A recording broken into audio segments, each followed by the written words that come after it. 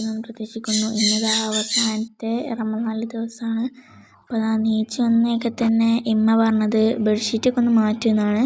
പിന്നെ അതാ എൻ്റെ ടേബിളൊക്കെ ഒന്ന് ക്ലീൻ ചെയ്തിട്ടും പിന്നെ അവിടെയൊക്കെ ഒന്ന് അടിക്കലും തുടക്കലും ഒക്കെ കഴിഞ്ഞതിന് ശേഷം ഫേസ് വാഷൊക്കെ ചെയ്തിട്ട് ഞാൻ നേരെ കുളിച്ച് ഫ്രഷ് ആയതിന് ശേഷം ഞാൻ എന്ത് ചെയ്തു, എനിക്ക് ഞൊറി ഡ്രസ്സ് അടിക്കാനുണ്ടായിരുന്നു അനിയത്തിൻ്റെത്. അപ്പോൾ ഞൊറി ഇടാനുള്ളത് എനിക്ക് ശരിക്കും അറിയാത്തതുകൊണ്ട് ഞാൻ കുഞ്ഞാമ്മേൻ്റെ അടുത്തേക്കാണ് കൊണ്ടുവരുന്നത്.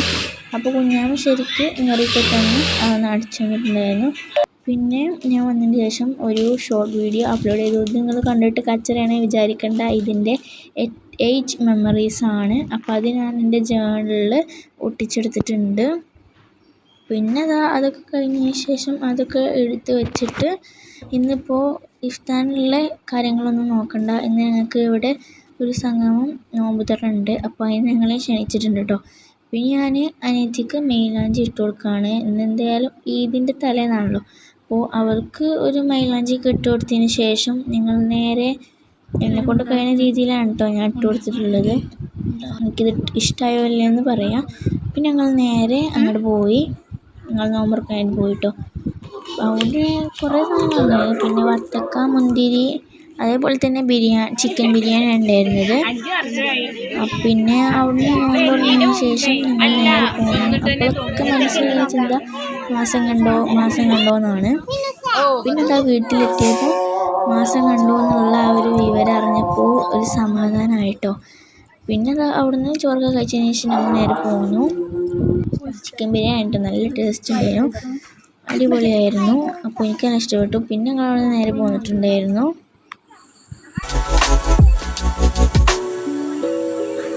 എൻ്റെ വക ഈ വീഡിയോ കാണുന്ന എല്ലാ ആളുകൾക്കും ഈദ് മുബാറക്.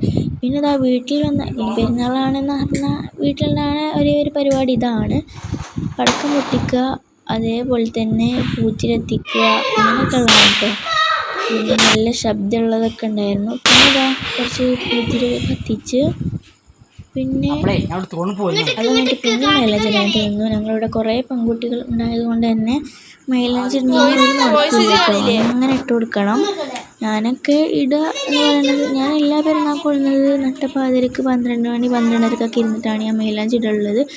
അപ്പോൾ പിന്നെ എന്നെക്കൊണ്ട് കഴിഞ്ഞ രീതിയിലൊക്കെ മൈലാഞ്ചികളൊക്കെ ഞാൻ ഇട്ട് കൊടുത്തിട്ട് പിന്നെ കാര്യമായിട്ട് ഞാനൊന്നും ഉണ്ടാക്കിയിട്ടില്ല. പിന്നെ ഞങ്ങൾ സക്കാത്തിൻ്റെ അരി കൊണ്ടു കൊടുക്കലുണ്ട്. അപ്പോൾ അതൊക്കെ കൊണ്ടുപോയി കൊടുക്കാനായിട്ട് തിരിഞ്ഞു. പിന്നെ ഇമ്മക്ക് തൊണ്ടവേദന ആയതുകൊണ്ട് തന്നെ ഡോക്ടറെ കാണിക്കാൻ പോയിട്ടായിരുന്നു ഉമ്മ. അപ്പോൾ പോയപ്പോൾ ഇമ്മ എൻ്റെ ഡ്രസ്സൊക്കെ ഷാളില്ലേനു, അപ്പോൾ ഷാളും കൂടി ഉമ്മ വാങ്ങിക്കൊണ്ടിട്ടുണ്ട്. എനിക്ക് ഈ ഷാൾ നല്ല ഇഷ്ടമായിട്ടോ. അല്ലെങ്കിൽ ഉമ്മമാരുടെ കളക്ഷൻസ് കുറച്ച് അടിപൊളിയാണല്ലോ. അപ്പോൾ അനിയത്തിക്കും എന്നെ കൊണ്ട് കഴിഞ്ഞ രീതിയിലുള്ള മൈലാഞ്ചിയൊക്കെ ഇട്ട് കൊടുക്കുന്നതിന് പിന്നെ പൂത്തിരെത്തിക്കലായിരുന്നു. പിന്നെ ഇത് കണ്ടിട്ട് ഇതിൽ ചാടിക്കളിയാണ് അപ്പുറത്തുള്ളത് കേട്ടോ. പിന്നെ ചിരിയോ അങ്ങനെ എന്തൊരു സംഭവമൊക്കെ ഉണ്ടായിരുന്നു, അതൊക്കെ കത്തിച്ചു, അടിപൊളിയായിരുന്നു കേട്ടോ. പിന്നെയാണ് ഞാൻ മൈലാഞ്ചി ഇട്ടത്. എൻ്റെ മൈലാഞ്ചി നിങ്ങൾക്ക് ഇഷ്ടമായാലും കമൻറ്റ് ചെയ്യുക. പിന്നെ ഇന്നത്തെ വീഡിയോ ഇഷ്ടപ്പെട്ടാൽ like, share, subscribe. Next video കാണും വരെ ബൈ.